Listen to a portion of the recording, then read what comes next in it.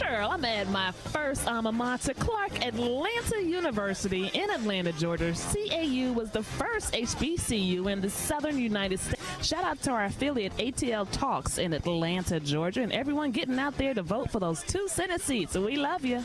That's what I'm talking. You are listening to KUAW Radio, home of the all-new Jamal Bakes Show, and I'm Jamal Bakes, and thank you so very much for listening to the station bringing you talk, news, entertainment that you won't get anywhere else. KUAW, in, of, and about our community.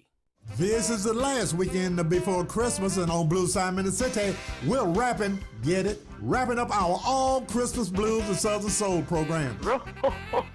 Gene Bailey. We have a very special guest that you will definitely enjoy, and we'll hear from some of the artists that sing the Christmas blues.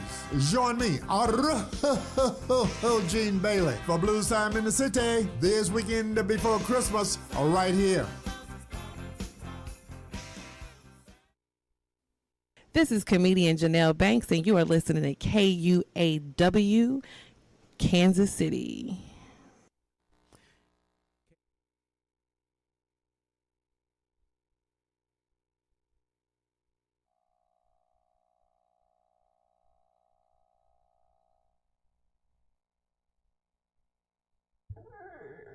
All right. Yes. Glad to be here with you. We're listening to the Art of Invention here. If you're listening on Facebook or YouTube, any of the video sites, you won't hear the music right now. But those of you that are on the TuneIn app or on our webpage, www.kuaw.org, you can hear our theme song, The Art of Invention, talking about what we've invented, what we've created. Yes. So if you get a chance one time when the show's starting off, just go to the audio side only and listen to The Art of Invention. Song's been out a few years, but it's still relevant today.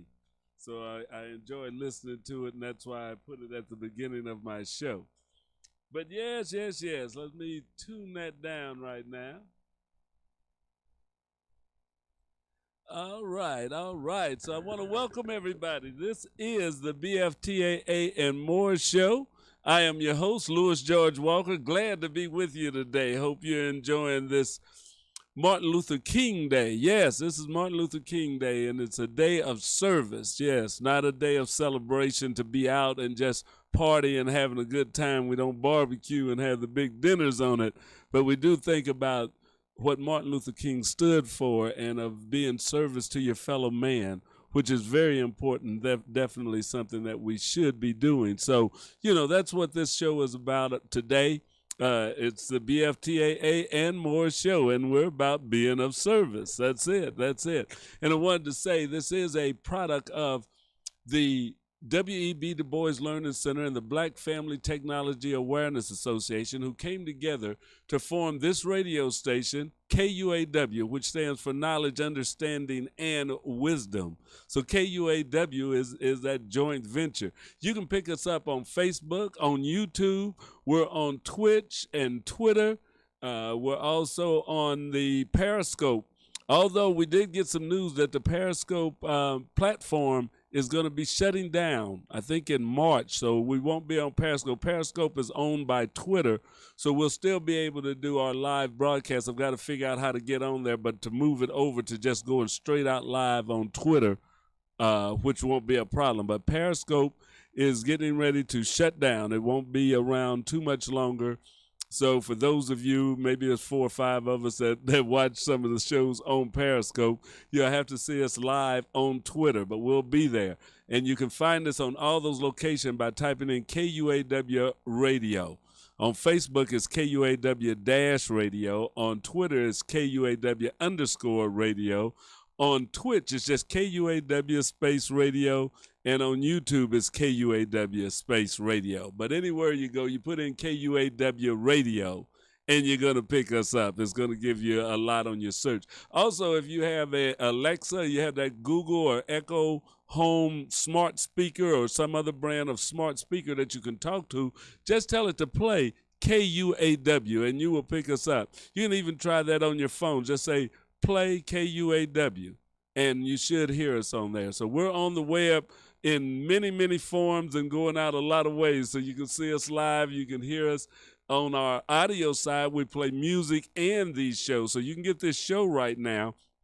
But after this show is over with and B. Michael's show, you'll get other shows, but you'll get music. We have a smooth jazz show. We have some old school jams that we play. So, yeah, keep listening to KUAW Radio. We even got some old-time radio shows that go back to the 40s that we play on here. So we're trying to reach a audience. And we've got a new lady that we were talking to. She wants to bring K-pop to the show. I don't know if we're going to go with K-pop, but hey, I think we ought to listen to it and see.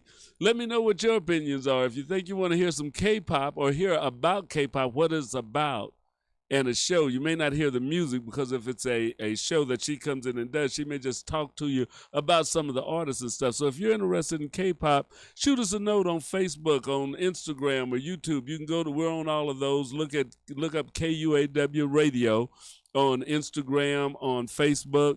We'll get and Twitter. And like I say, send us a note letting us know what you think about K-pop. Those of you that know what we're talking about when we say K-pop. But if you want to find out, just look it up and check it out. But we want to just give things that the community does want to hear. So that's why we have a lot of shows, a lot of talk and information, and then a lot of news. And where you can learn things. We have even cooking shows. If you look at Senior Moments, you can get a new recipe and learn how to do just some good old home style cooking. So check out the different shows that we have on here. I may even take my GoPro out when I go fishing. I'm looking at buying me a new kayak, so if I can get out there on the banks or out in the water this year, maybe bring you some videos and show what it's like out there doing some fishing. Although we have a guy that does some fishing. I may have to try and get him on the show because outdoor fishing, I can't think of his name right now. But, yeah, if we could get that on, that would really be good, is to just bring a little bit of the outdoor activity. I know I know some other guys that fish, and ladies too, fish, hunt, all of that. So, there's a lot of different things that go on in the community. We're not just one way, it's multifaceted. So, hey, we want to give you all some of what's going on. Hey, I'd like to thank those of you that have picked up from our other hosts that are on here. I see Mildred Walker is watching. That's my wife. So, yeah, share that, Mildred, so others can see. And April's on here. April has our talking dance moves that comes on Saturday afternoons from 3 to 3:30.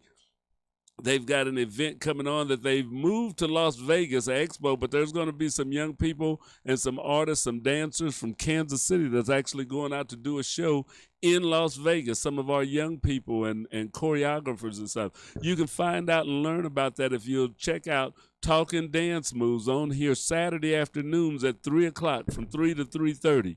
Right in between or in the middle of the blues show. So we have blues, then we talk dance moves, and then we got some more blues after that. So, yeah, they're sandwiched in between the blues, but you can pick up some talking dance moves and also listen to some good blues music if you want to.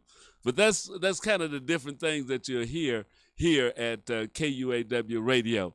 We've been doing a lot of great things. Our parent organization, Black Family Technology Awareness Association, BFTAA, we've been in the process of giving away some donated computers.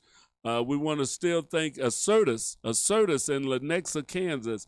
They donated some computers to us, 30 computers, and we've been giving those out to families, to people that need computers in order to do job applications. Their kids are at home from school and they needed computers. So for the we did 2 giveaways. We did one, I think that was January the 6th or 8th. We did another one just this Saturday. So we've had 2 giveaways, and we've just about given away all of the computers that were donated to us. We have a couple of organizations that we're helping out also. So we're going to do an inventory, but we may have, and I'm saying may, have 1 or 2 more computers that we can give away. But it has been good, and Assertus, we're going to send them a report of all that we did with the computers that they donated to the Black Family Technology Awareness Association, and all the families and individuals that were helped or were able to use what we received. And I think that it's always good when people that if you have and if you've been blessed, that you share your blessings with others. And that's the same thing, just like they had something of abundance that they shared with us. And as the Black Family Technology Awareness Association, we wanted to make sure that we got those computers moved out and into the hands of people that can use them. We weren't trying to sit around and hold them here and not give them out. No, our thing is if people donate some good equipment, some things that can be beneficial, we want to put it in the hands of people that can use them. And we know that desktop computers nowadays are becoming more and more rare. People don't talk about desktops. Everybody wants the mobile and the portable units, the laptop computers and the tablets and all that's around. But a good desktop, and I'm old school, covering that, but a good desktop computer still can't be beat. If you look at the gaming machines and what a lot of people use, I'm still a fan of having a desktop computer. I also own a laptop computer, so I'm just geeky like that. But I like my desktop computer. As a matter of fact, the one I have at home, I'm going to be looking probably this summer to replace it. It's getting old and running a little slow and not doing everything I wanted to do. So it may be on its way out as I see about getting another computer. But that's the way the technology is. And we're going to talk a little bit about technology and how it's being used today on this show. Oh, okay, that was a lot just to get the show started. Now we'll get into the segment that we usually have. We always talk about the National Aeronautics and Space Administration, NASA, and what's going on in NASA, because we want to get our young people involved in not just going into space or that, not saying that. Nothing's wrong with wanting to go into space, but we want to get them involved in the science, technology, engineering, and mathematics, the STEM programs. And by seeing what other scientists are doing or what we're learning about the Earth and science through NASA, we may get young people fired up about wanting to be a scientist, wanting to be an engineer. So those are some of the things that we think can be embedded in people if they see enough of science and what's going on. So we're trying to do that, trying to bring it around to people. So tell your kids they want to check it out. And also go to the NASA website yourself. They have some educational programs on there, and it's been paid for with your tax dollars. So it's absolutely free now. But go there. They've got things while your kids are at home. They've got things that they can be doing on there where they're actually learning and having fun. So if you get a chance, go to www.nasa.gov. I believe that is the site. I'll look that up to be sure. But so that you can see a little bit about what's going on there, we're going to go right now to what's going on this week at NASA. The annual assessment of global temperatures, a first-of-its-kind undocking from the space station, and a look at what goes into the Green Run hot fire test. A few of the stories to tell you about this week at NASA. A NASA analysis found that our planet's global average surface temperature last year tied 2016 as the warmest year on record. This continues a long-term global warming trend during which the last 7 years have been the warmest 7 years on record. In a separate independent analysis using a different baseline period and methodology, the National Oceanic and Atmospheric Administration found that 2020 was the second warmest year on record behind 2016. Tracking global temperature trends provides a critical indicator of the impact of human activities on the climate and quality of life on Earth. On January 12th, an upgraded SpaceX Cargo Dragon spacecraft performed the first undocking of a U.S. commercial cargo craft from the International Space Station and then headed back to Earth. Previous Cargo Dragon spacecraft were attached to and removed from the space station using the station's robotic Canadarm2. This upgraded Dragon also gets some science back into the hands of researchers sooner than previous Dragon spacecraft by splashing down off the coast of Florida instead of in the Pacific Ocean. The Green Run test series with our Space Launch System or SLS rocket's core stage ends with the hot fire test currently targeted for January 16th. While the highlight of the test is the full blast firing of all 4 of the rocket's engines, an online video available at nasa.gov/greenrun explains just how much more really goes into the test. The test series is a comprehensive assessment of the rocket's core stage prior to SLS launching Artemis missions to the moon. NASA highlights during the January 10th through 15th virtual meeting of the American Astronomical Society included news that data from our Transiting Exoplanet Survey satellite or TESS and ground-based telescopes helped confirm the presence of an exoplanet in a multiple star system that was initially identified as a planet candidate in 2009 by our Kepler mission. Meanwhile, astronomers are considering the scientific potential of a possible ultra-deep field image of the cosmos from our upcoming Nancy Grace Roman Space Telescope, which can image an area of the sky at least 100 times larger than the Hubble Space Telescope. Such an observation could teach us even more about the universe. And new findings from the Sophia Flying Observatory about the physics of the Cigar Galaxy indicate that in addition to powerful forces created by the birth of stars, magnetic fields also help eject enriched life-supporting gas, dust, and other cosmic material from galaxies into intergalactic space. The findings offer clues about how galaxies form and how cosmic matter is distributed in space. On January 11th, our Armstrong Flight Research Center in Southern California provided landing assistance and ground support for a specially configured DC-8 cargo jet flown in by aid organization Samaritan's Purse, loaded with supplies to help care for COVID-19 patients at an area field hospital. NASA also operates a highly modified DC-8 at Armstrong that is used as a flying science laboratory. There are only a few operational DC-8s left in the world, so having both of these on the same flight line presented a rare photo opportunity. That's what's up this week at NASA. For more on these and other stories, follow us on the web at nasa.gov/twan.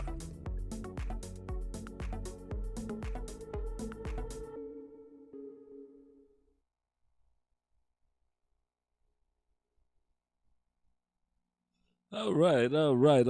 So that's a little bit about what's going on this week at NASA. It's always exciting and interesting things going on there. So, hey, hope you enjoyed that. We do that every week. Well, I want to talk about one other thing that happened over the weekend that was great. How about them Chiefs? Yes. Kansas City, we won our first postseason game.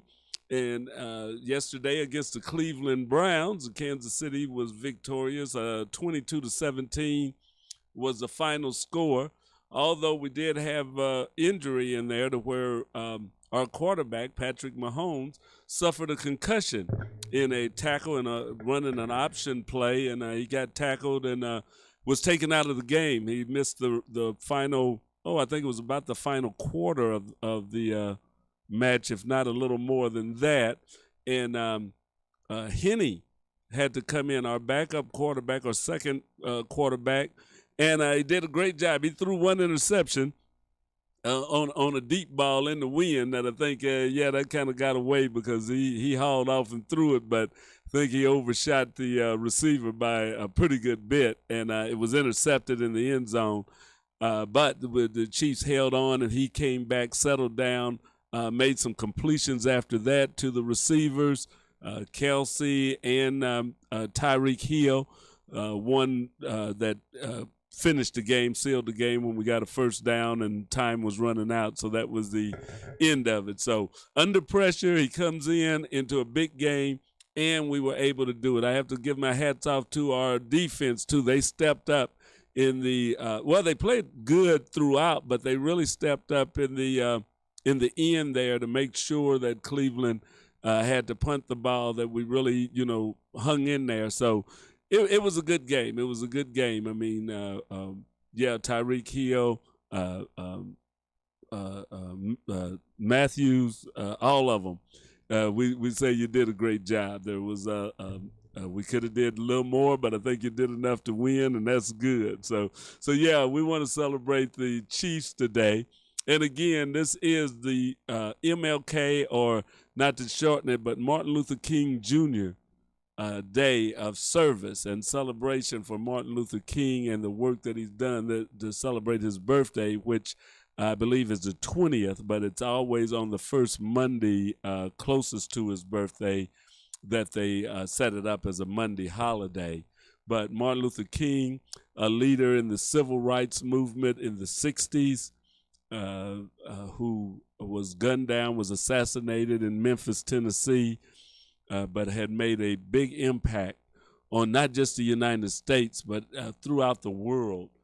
He was recognized. He had won the Nobel Peace Prize, but he was a student of Gandhi and of nonviolence, and then his message even carried on afterwards. So we want to honor a great pastor, a father, a statesman, a great humanitarian, and it wasn't easy for Martin Luther King and at his time and stuff. That was a time when there was a big backlash to civil rights. I mean, you think it's a big backlash now, and we think about Black Lives Matter, but he met resistance throughout the South, and then he even met resistance in the North. A lot of people were for Martin Luther King when he was stopping the Jim Crow laws and all of that were going on down in Alabama and Mississippi. But he ran into hard times even up in Chicago and Boston when he would talk about housing, when he started talking about poverty. And some people, oh, wait a minute, now he's coming up here, because everybody was like, yeah, the South ought to stop doing what they're doing. But they weren't looking at what they were doing. So, discrimination, segregation had been so embedded in the United States that it was normal, so that they felt that the fact that you maybe couldn't eat in some places and go to certain public buildings and stuff didn't seem to be out of the norm in the North. I mean, they didn't have any signs up said colored only or all of that, but they, you just couldn't do it.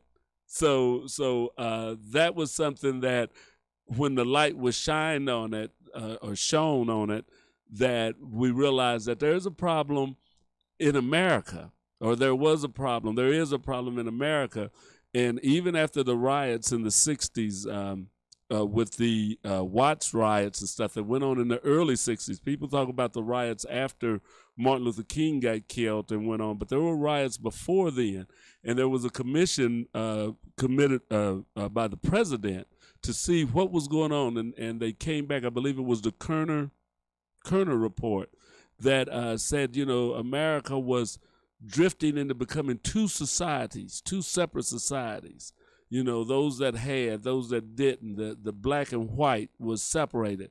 And if you look at what's going on today, it's maybe we didn't really learn what we could do or correct what was happening then, when it could be seen that we were becoming two societies, that it even looks like that's still happening now, that the country is two different societies. They see it two different ways. There's a big split in the country, and that's something that has had a terrible effect now, even more so then, because you can talk about the riots and the damage and the loss of property and the loss of lives that have went on in many civil disturbances, especially this last summer during the protests. But even going back in the 60s, there was a tremendous loss of lives.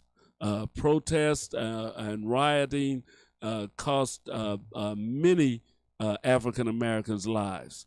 A lot of people went to jail. A lot of people were in jail. There's some people even living out of the country to this day due to those incidents, due to things that were going on back then in the 60s. But none of it would come to the height of attacking our government, of insurrection, of trying to overthrow the country. And we saw in the little more than a week ago where there was actually a violent insurrection into the Capitol building, looking for our legislature, looking for the people in power to do them harm. We've had riots, we've had protests, and we've had a lot of things, but to go into the nation's capital, into the seat of power, to overthrow it, to turn back an election, to make things not happen by use of force, not by a vote, not by a ballot or anything, but by force, to say this isn't going to happen, and that's a big difference. And you say, well, how did it get all the way to that? And we've been seeing signs of it, and we ignore it. And the United States has been guilty of, like they say, we always have amnesia. things happen. There's a lot of people that have been radicalized. Oh, I see Mildred puts on there Martin Luther King's birthday was January 15th, not the 20th. Okay, so this is the Monday after his birthday. Thank you for that. People get radicalized, and people can fall victim of conspiracy theories and become radicalized. And the white supremacists, and they're not the only ones that radicalize. See, when they talked about Muslim terrorists, and people getting radicalized and wanting to blow up airplanes and wanting to, we've had people that were radicalized to do things against the country before. And you say, well, how'd that happen? How'd they get radicalized? How did they listen to this site or go to this imam or this web page or social media network, and then decide that they want to blow up something or they want to kill themselves and set pipe bombs or like at the Boston Marathon and all of that? And we wonder how that happened.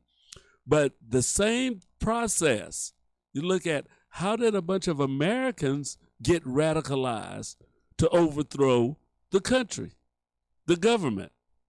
And some of them were people that you would say, well, they were regular people.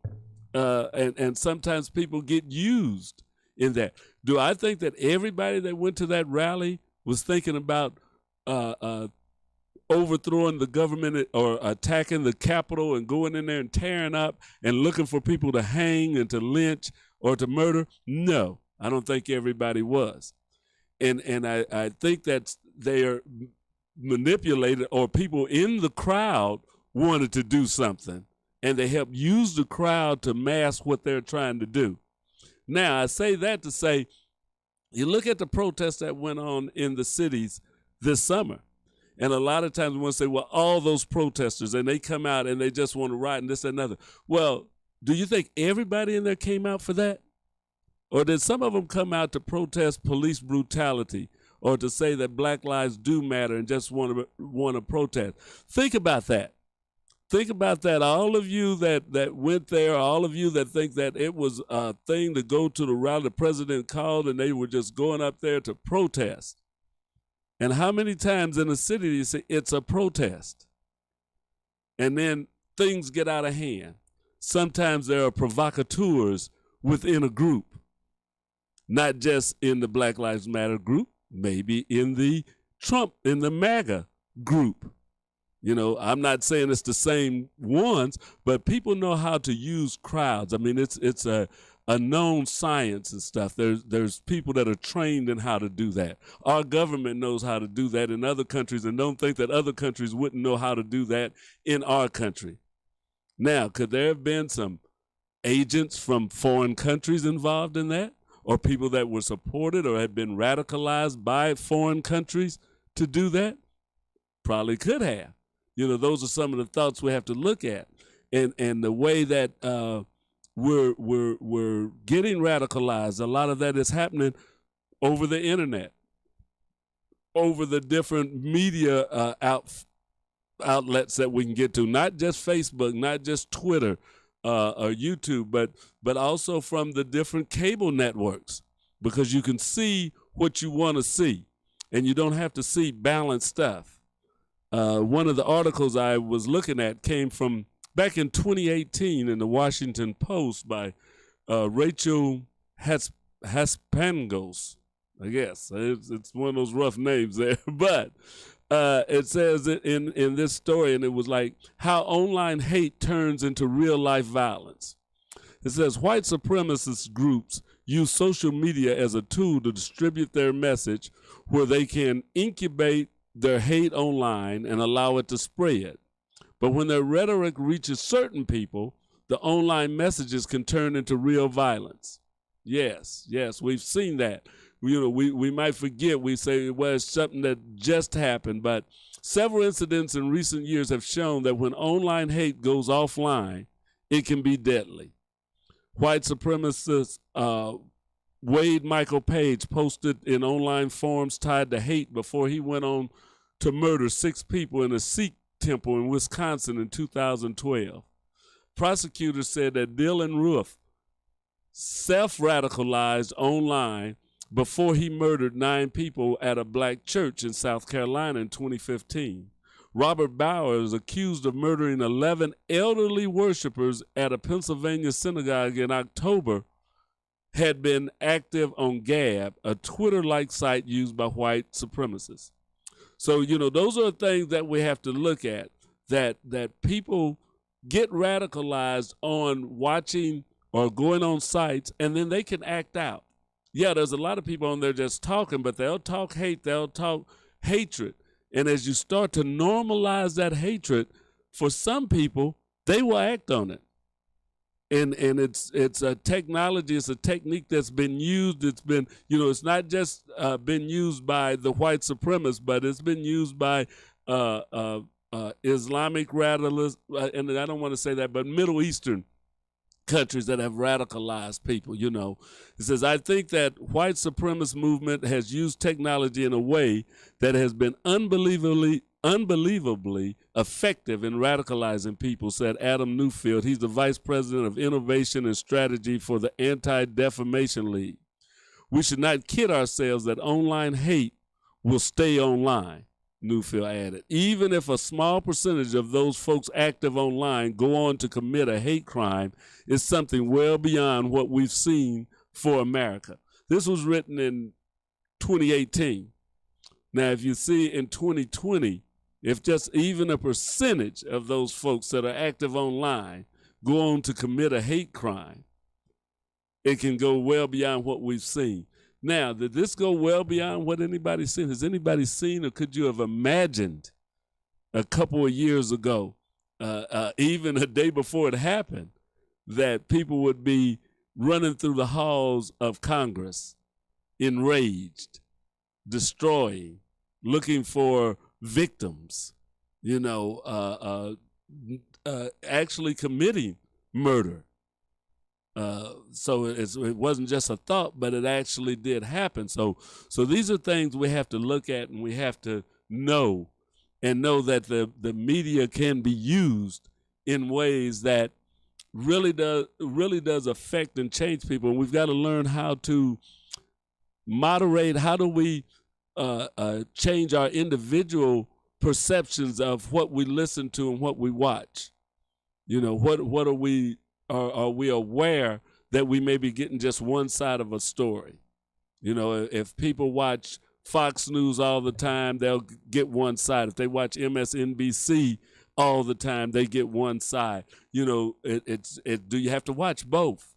Do you need to know that there's something going on both sides of this? That there's two stories going on? Because the more the technology, and that's what this show is about. We're about technology. But there's technology being used, and technology is just like a pistol or a rifle. And like they say, it doesn't kill people and stuff. People do. So it can be used for good or for evil. Technology, which pistols are another form of technology, can be used the same way. So the guns and the media can all be used to be very harmful and deadly in the wrong hands. It can happen. We are victims of the algorithms that we've grown accustomed to, or we're getting more accustomed to. Our data is being used a lot. You wonder that, well, these people are getting so filled with hate and all the time. If you use a lot of these sites to go look for hate of any type, just say you want to look for you hate snails, or you hate watermelon, whatever, the algorithm picks that up. It looks for how many times did you search for it?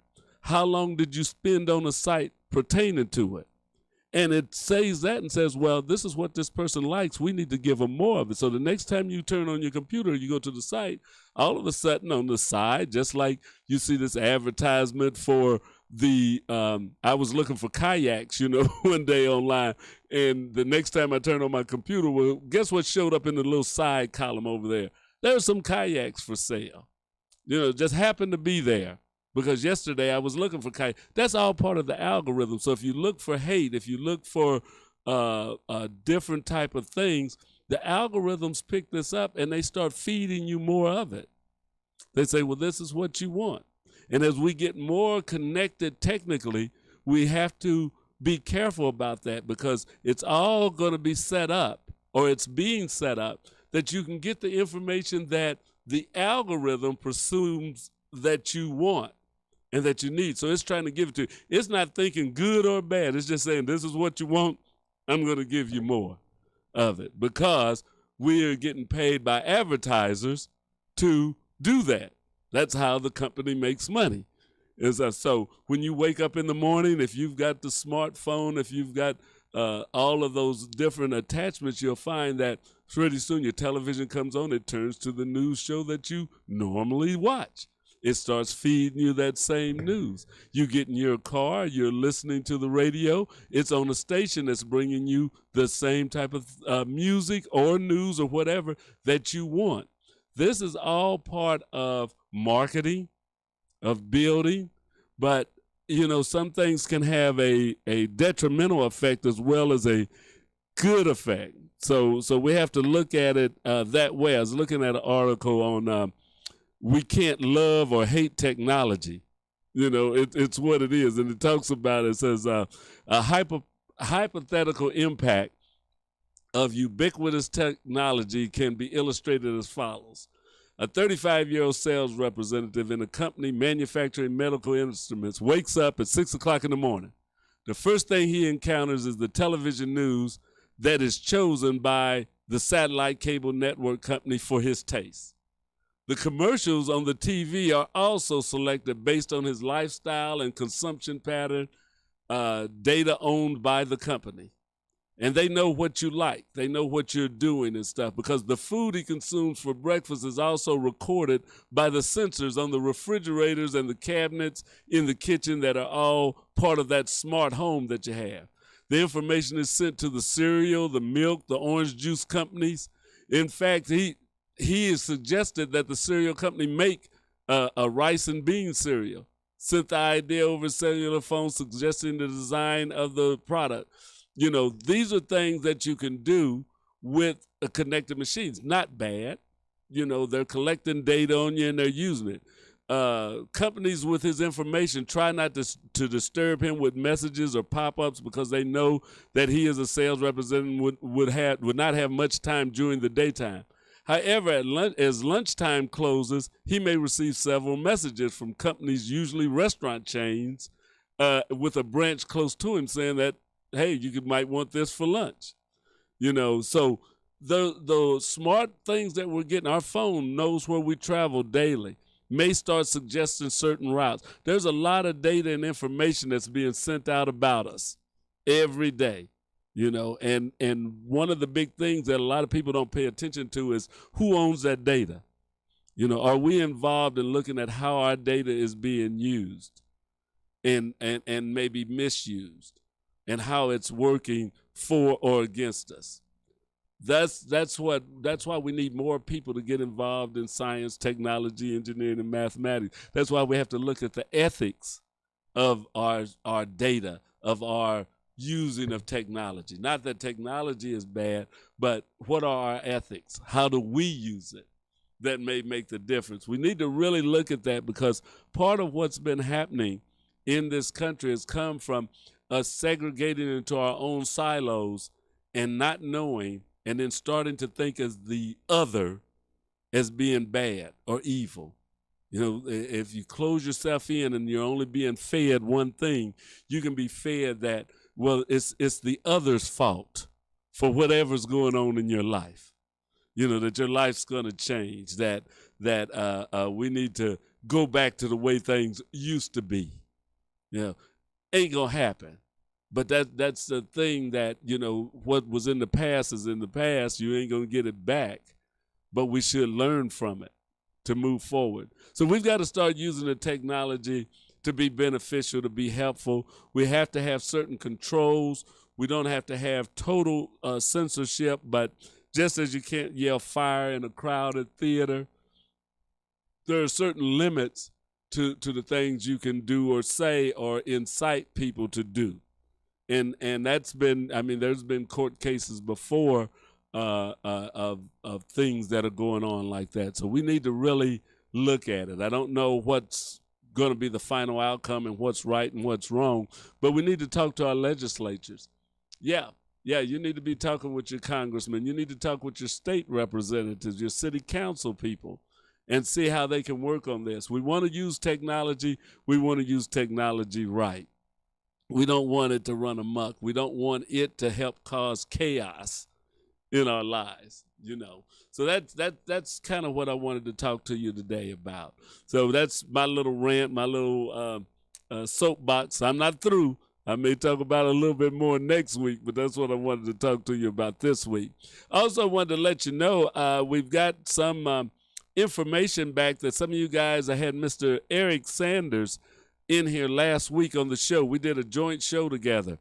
And a lot of people were saying, he said he got some calls, and I was looking on Facebook and on some of our other platforms that they liked the show that we did together. So we're going to be bringing Mr. Eric Sanders on as a co-host of the BFTAA and More show. And he's going to be working, for now, every other week or part-time coming in doing shows. But you'll see him quite a bit on this show. We're going to start off with every other week, but we're going to see how his segment can work and grow. So he's got experience in the city. He's a community-minded person, and I think that he brings another outlook on how things are and stuff. So BFTA and More, I have been hosting it myself for about 4 years. Tony G was the one saying, well, you ought to go on and have your own show. When we were setting up this radio station and trying to get things in and stuff, he said, why? So, I started playing old school music, and then I also wanted to do the BFTAA and More show, and I've been doing it by myself, but I'm going to be bringing on a co-host. So look forward to next week. Officially, we'll have Eric Sanders in, and every other week, look for him to be joining as a co-host of the BFTAA and More show. I want to welcome him. I want y'all to send him your love. Text people, text him, or when it comes in, welcome him to the show next week. Let him know that, you appreciate his input and stuff. So that's going to be a thing that'll be starting on here in the next week. We're still doing things. We haven't done our rewiring. We're going to be installing some new equipment. So we may be off of the air one Saturday, although you guys won't hardly know it because we do have a backup system that will keep playing music over our audio channels. You won't see live programs maybe, or we may program some of our pre-recorded our past shows in so that there will be some. But we, as we go to tear this down and rebuild it, it shouldn't take a day or two at the most. So I'm going to try and do it over the weekend and over Sunday when we don't have shows. So that'll be a fourth Sunday. We just did a show here. So next Saturday and Sunday would be a good time for us to tear this down. We wouldn't interrupt much on Sunday and Saturday. We could start it. Maybe we might interrupt the last show, Talking Dance Moves or Carl Boyd, but we'll see how we're going to move that in. But we want to get this done. I wanted to do it this month in January, is to rewire this. So we're doing that. And if if you guys want to be involved in helping, let me know. Also, as we get this rewired and set up, if you want to learn and work on the radio station, if you want to work in the studio, work on the boards, learn how to start shows and how to work the internet as we're broadcasting on 2 or 3 different links, and we're coordinating our audio with this video format. If you want to be a part and learn how to do that, come on in. You might want to start your own podcast one day. We don't care. If we can help you get started, learn what you need to learn, that's great. I'm not trying to keep this thing in and stuff like that. No, if you want to learn how we do our little thing, you want to start your own podcast, use some of the same software or whatever little tricks we may have learned, which aren't much because we're pretty new at this ourselves. But, we're glad to share that with anyone. This isn't a shop where we're trying to close or we've got some secret monopoly on what's going on here. No, we just want to use the airways and this to get more information out to people. People need more information. You should be looking for more information from various sources. So we're trying to give you another source for information going on in the city and in the world. So stay tuned. B. Michael Long is next up at 6 o'clock with Shifting Paradigms. We won't have a new show from Skrilltown this evening as he is out of town. I don't know if he's going to be sending something in, but we'll set up a rebroadcast of one of his shows to run tonight at 7 o'clock. So Skrilltown will be a rebroadcasted show at 7. I'll look through it. I think the show he did with the gospel singer was pretty good the other week, so I may see if I can find that and get that loaded up to run tonight for the Skrilltown show. So thank you for joining. Happy Martin Luther King Day. I hope you've had a day of you did some service for someone, that you did, even if it's just for a neighbor or something, but a day of service is always a good thing. We like to promote that. So thank you for listening. Thank you for watching. Like I say, next week we'll have a co-host in here. I want you to welcome Mr. Eric Sanders as a co-host to the BFTAA and More show. And we will see you next Monday, 5 o'clock to 5:45 on BFTAA and More, right here at KUAW Radio, Kansas City's global community radio station. See ya. Have a good week. All right, you're listening to KUAW Radio, Kansas City's global community radio station.